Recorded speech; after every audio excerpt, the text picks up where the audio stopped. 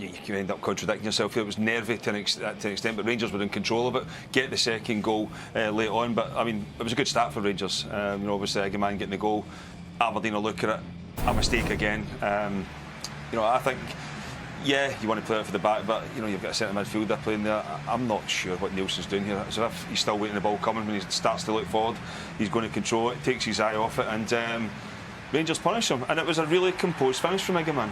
It's been quite easy to just slash at it there. Czerny does well in terms of getting that pressure on, but I mean, Aberdeen, they were so passive all night. And there's a sloppiness to the play right now, but take nothing away from Rangers there. You can see Czerny just in a position to pounce, good position. Diamandi gets a shot away, it comes back, and it's a composed finish from Eggman. Yes, the chance that Rangers created throughout the game, you'd expected them to have had it wrapped up before they did, but it's. I mean, we kind of thought that Rangers would win the game, but I didn't expect Aberdeen to be so poor. When your confidence is low, the last thing you want to do is make a mistake and concede a goal really early on. Of course, I mean, if you look at two of the goals, I mean, the first goal, mistake. The third one, unfortunately, is a slip. Then, obviously, Desser's fresh legs running at you 1v1, and it's a good finish. But Rangers didn't have to be brilliant tonight.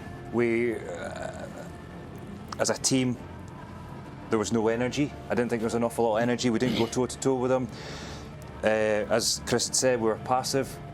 The amount of opportunities they got down both sides, both wings, getting balls into the box. And once Leon Balogun came on, you could see it. First corner that came in, he got on the end of it. You could see it coming. Any kind of ball that came in, we couldn't defend, and he goes and gets his goal. But it's disappointing to watch, because there have been Aberdeen teams that have come down here and gone toe-to-toe and got something, but we lacked a little bit of fight. Actually, not a little bit of fight. We lacked a lot of fight, to be honest with you. And it's disappointing to see. There were moments, small moments in the second half when we got into good positions, but it was just the final ball. And I think that was the story for Aberdeen a lot of the night. Just the final ball. Yeah, it was a great header from Balogun, and he'd had that one off the post just before it, but.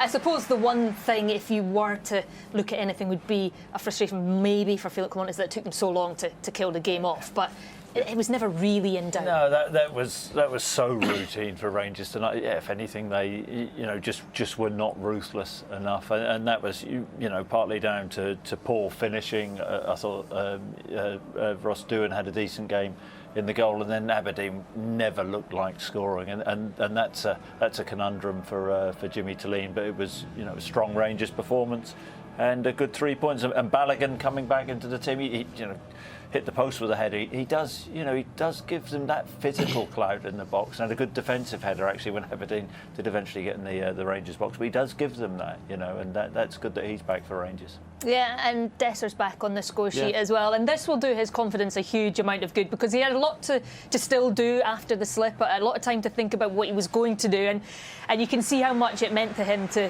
be back scoring, and also his teammates gave him a good. You've got to see it's good refereeing there from Kevin Clancy. They'll just allow it to go, because it was quite easy just to pull it up. But I think when Desser's got it clear there was only one thing going to happen. He was trying to move it from. You could see him taking once. The defender slips and he's away. There's no getting back there, but you're just retreating.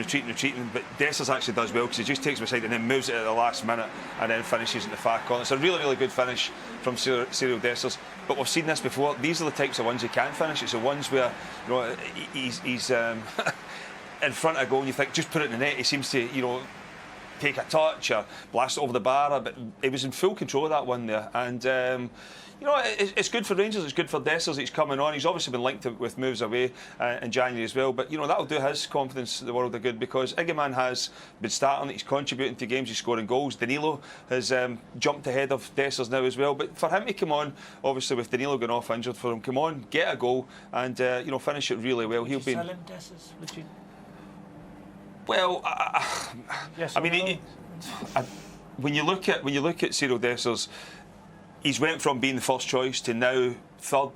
There's no getting away from it. If you're a striker and you've been scoring goals, I mean, he still has Rangers' top goal scorer, I think. But you find yourself third choice. He might have jumped back up to second. I think Eggman's ahead of him now. He's at an age where he wants to be playing football. We all know Rangers will probably want to get money in to maybe strengthen other positions. So, I mean, you can't leave yourself short in strikers.